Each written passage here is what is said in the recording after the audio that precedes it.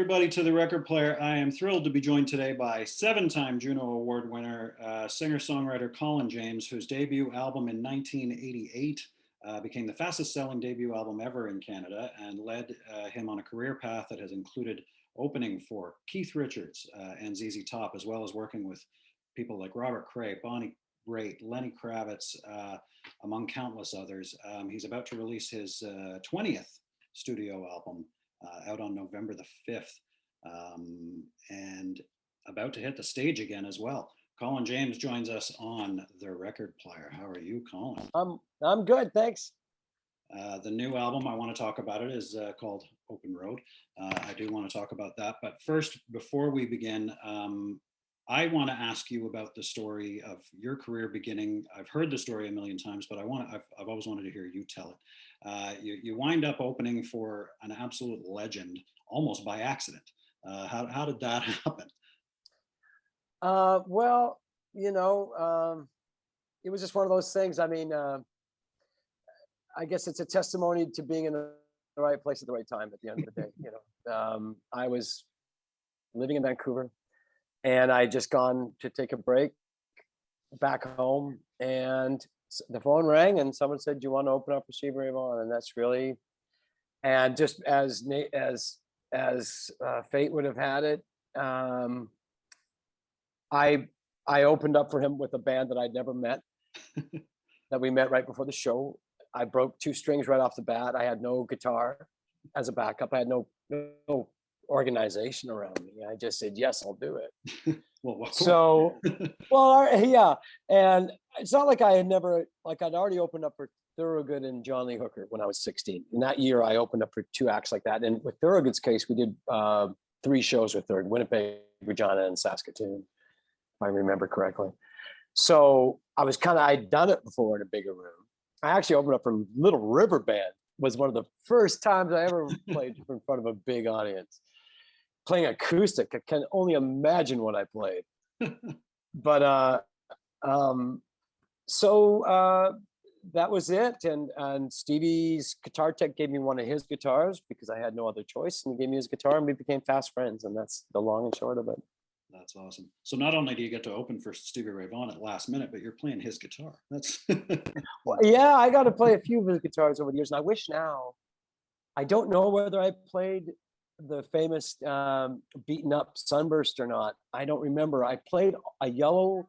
He had a yellow kind of. It wasn't a Strat. It was a Charlie Wirtz, I think, who was a Texas guitar maker. I played his white one with the lipstick tube pickups. I know I played that a couple times.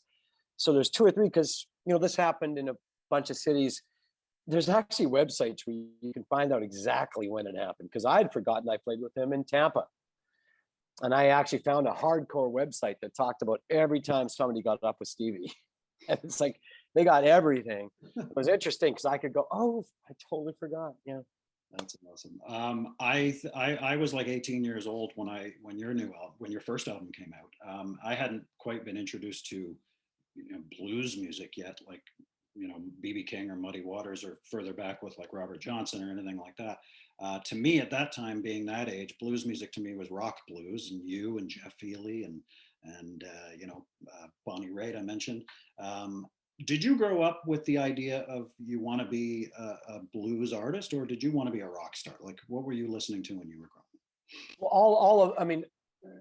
Well, I just wanted to play music. I mean, by 13, I played mostly traditional Irish music. So between 13 and 16, I'd already played I learned how to play like Hesitation Blues by the Hot Tuna when I was probably 10, so I started listening then. And I think my uncle gave me a book on how to play like B.B. King, with a little record that came inside it. And I remember listening to that a lot. Fleetwood Mac in Chicago was was like, I would just listen to that over and over again, because it had almost every kind of playing you needed to learn right there, and unadorned too, like underproduced, which was cool. Sorry, what was your initial question again? Just did you know, or did you just want to be a rock star?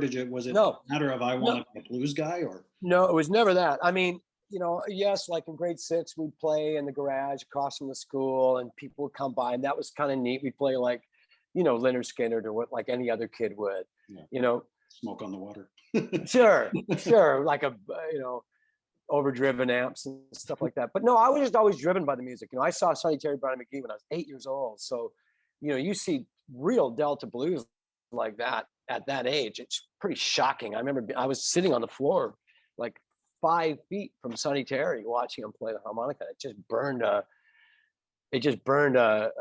thing in me, you know, just like I like that, you know. It was really that simple. And mom and dad took me to a fair amount of concerts, but they didn't play.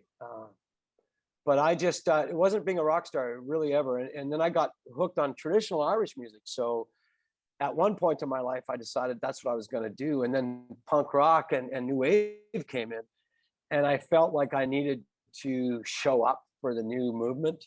Mhm. But I always felt like it wasn't really me.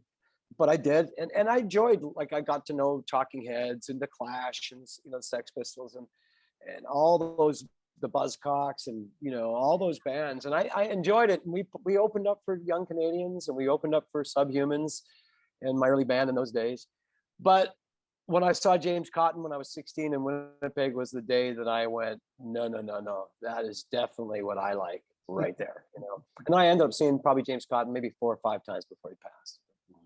I mentioned off the top some of the people that you've worked with and whether it's recorded with or toured with. Do you have a favorite collaboration of all the people that you've worked with? Is there one person that you can say, thank God I worked with that guy? Probably Stevie. I mean, that would be a given. But Well, I never got a chance to play. I mean, apart from stage, I only have one tape of me and him playing together from a live show in Ann Arbor. He never even heard the Little Big Band 1 record of mine, which is just such a drag because, you know, I'd only kind of just started kind of getting out of the mold at that time, and I wish he was being just to hear that because I think he would have enjoyed that. But yeah, sorry, your question was again? just favorite collaboration of anybody that you have worked with. Does any stick out? Well, Mavis Staples, you know, I mean, Mavis flew down to the Bahamas and sang on my Bad Habits record. And I listened to the Staples singers growing up. My mom and dad loved the Staples singers. So I actually met Pop Staples before I met Mavis because I hosted a show years ago that had Albert Collins, Albert King, Otis Rush, Pop Staples. Who else was on that? Buddy Guy. And I met Pops then, but Mavis came down and she's just one of the nicest people in the world. And I got to sit there and edit her into my song with my producer. And it was just, you know, she's such a kind and awesome person. And Bonnie, every time Bonnie Raitt, you know, gets me up on stage with her, I just have to pinch myself because it's a voice I've heard since I was a child. It's a voice that I trust almost more than any other voice in the world. I think Bonnie's natural ability is just insane. She just opens her mouth and just good things happen, you know. So it's like she's one of my favorites as well. I want to talk about the new album, obviously, Open Road. That's the cover right there. Is that the cover of it? That is. What I've heard from it so far has been awesome. Tell me a little bit about the album. What's different from this one than stuff you've done in the past? Well, me and my producer had to work in 2 different rooms, thousands of miles apart. That's locked down. So he was in London, England, and we couldn't really work at night till like 7 to 10. You know, that was our time, and not every day. So it just took time. Getting the bed tracks never takes time. That was done in 3 or 4 days, or 2 days, or 1 day. But we did 3 sessions. You know, we did 1 session post-pandemic, pre-pandemic, and then we did the next 2 post-pandemic. And it just, you know, it just took time. And although technically everything worked, that wasn't a problem. We weren't dealing with any lag or any internet lag. I mean, all that was cool. And he's a very good engineer. So Dave Mazzaros and I have done the last 3 records together, and I trust him implicitly. And we got to mix at Abbey Road. Of course, I couldn't be there. I had to be there on a Zoom call, but it was pretty cool. But pretty cool to know your music was going through the sound system there. That's really, you know, all of it. A great experience. You know, usually in front of an album cycle, I'll have gone on 3 or 4 writing trips. I'll go to Nashville and write with Colin, and then I'll go to LA and write with somebody. I'll go to Toronto and write with Tom Wilson. And this time I just couldn't do that. I tried a session on Zoom with other writers, and it just wasn't a fit for me. I just thought, I'll wait till I can do that again the right way. I don't want to sit there and I just couldn't do it, because the magic happens when you're writing songs in the moments between trying. It doesn't happen when you go, let's do this. And it happens when you go for coffee and you're walking 10 minutes later. That's when things happen. So you mentioned, I didn't really, sorry. So you mentioned Tom Wilson. The new single from the album is "Leave This House," which is not a new song. It's a song that you did quite a while ago, right? No, so I guess that's what I was getting at, is that I have always done covers on my record, a fair amount of covers. I always try to do it, as much as I can, as much as I have available, and I try to make things that fit. The last three records are a little tougher because you're trying to fit new songs sitting beside Willie Dixon classics or Sonny Boy Williamson classics. So you're putting them up against a pretty hard bar. Yeah. It's a different time. Some blues rock can suffer from typicalities, tropes and phrases that we've all heard too many times. So that's always so this time I didn't have the luxury, so I had to dip back into the catalog a bit. Leave This House we wrote in '93. It's about the same time we wrote Freedom. Maybe a little after, but I don't remember now. But anyway, I've always dug the song. I've just never had a chance to do anything with it. It's just a simple little rocker, but I enjoyed it. I enjoyed trying to make it a little bit like Rock Pile, a little more like an old, like a Doug Somm song, So that was cool. That's what I liked about it, was it sounded almost like you said you wanted it to sound like a Chuck Berry kind of vibe, and it Chuck Berry, totally yeah. At the very end of the song, it gets really Chuck Berry towards the very end. Actually, on the outro is my favorite part because there's not much going on, but it's economical and it's very Chuckish. But yeah, and that one, Raging River, I wrote with Colin Linden back in 1991 or 92. I've always loved the song, but I never felt it. I never found a place for it in my thing. So we got a shot this time. Colin played his parts long distance, of course. Yeah, and then There's a Fire. I've always loved a slow blues on a record, and it's always nice to be able to wind it up a little bit. So that's that there. You mentioned covers. One of the best covers I've ever heard in my life is "Into the Mystic," which you did. Did you ever hear from, did you meet Van Morrison? Did you ever talk to him about it? No, I knew his drummer. His drummer, Bob Ruggiero, I don't think he's playing with him right now, but he played with him for a lot over the last 10, 15 years. Bob was from Las Vegas, and Bob played with Louis Prima's Horn Arranger. Wow. And when Louis Prima's Horn Arranger passed, Van Morrison was a huge fan of Louis Prima and his Horn Arrangers. So when he found out that Bob played with them, he hired Bob at that point. Van Morrison did. I went to see some shows and got in the friends and family section, but I never met Van. Even then, we weren't allowed anywhere near the dressing rooms. Yeah. And he's gone before the show's even over half the time. I've heard that. But anyway, but I was a massive fan. I that era when he was putting out the double record set, when he was doing the soul band, It's Too Late to Stop Now. Those records in particular are just so, you got a guy who's been on the road and is really firing on all cylinders. I love that quirkiness about him in those, especially in that era. I kind of became a super fan. So me doing Mystic, I just picked it up in a sound check one day. We were just doing a sound check. It was actually the Western Canada Music Awards. And it was, and I was a fan. So I would often just do Crazy Love or anything just on the whim because I was a fan. So we just do it for sound check for the hell of it. And we did Mystic in soundcheck one day, and someone said, you should think about recording that. And then I did record it with Jim Keltner on drums and Reggie McBride, who played on Van Morrison's record that he did with Dr. John in England, played bass on my version, but it didn't fly. It was it was dead in the water. No one's fault. It was dead in the water. So we came up to Vancouver. We realized we had to have more CanCon. And I said, why don't we try it again with my Canadian band? It was the last song of the day. It was not even on the list of songs we were going to do. And at 5 PM, I said, do you guys mind if we try that again? And everyone went, what? I said, come on, just go with me. So what you hear on that recording is actually live. My acoustic is the live acoustic. My vocal is almost 75% live.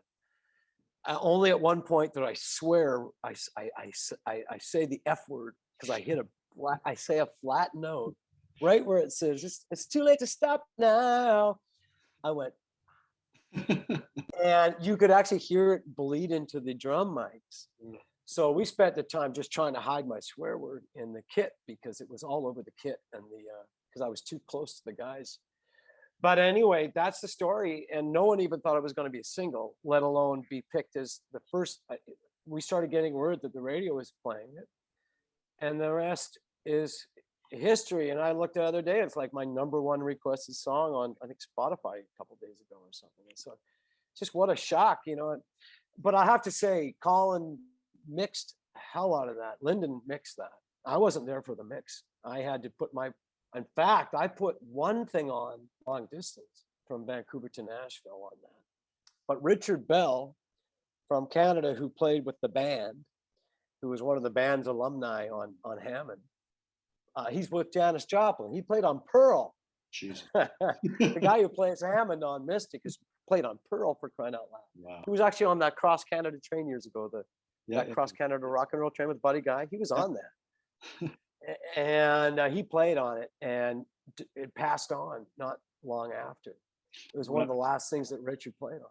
What I love about a good cover is that somebody who makes it their own, it's different than the original, but yet still has the same feel of the original. And you managed to do that with that song perfectly. I love that song. Love your version. Thank you. And just one more thing about it. The bass player didn't even know it was supposed to go doom, boom, boom, boom. He wasn't a Van Morrison fan. So that's why he didn't play that. That's the only reason he didn't play it. That's awesome. And I'm glad he didn't. When you for a guy who's played with everybody under the sun and opened for such great people, you certainly know how to put on a show. I've seen you live, and it's an experience. The energy that you bring to the stage is fantastic. Having not been out there for a couple of years and sort of been locked down and not be able to perform, you're going out next month. I think the 5th is your first show, BC and Alberta. How much are you looking forward to getting back on stage and singing these new songs, especially? Well, really looking forward to it, because we have a kind of a lot on our plate coming up around the corners. This will be these are kind of softer shows.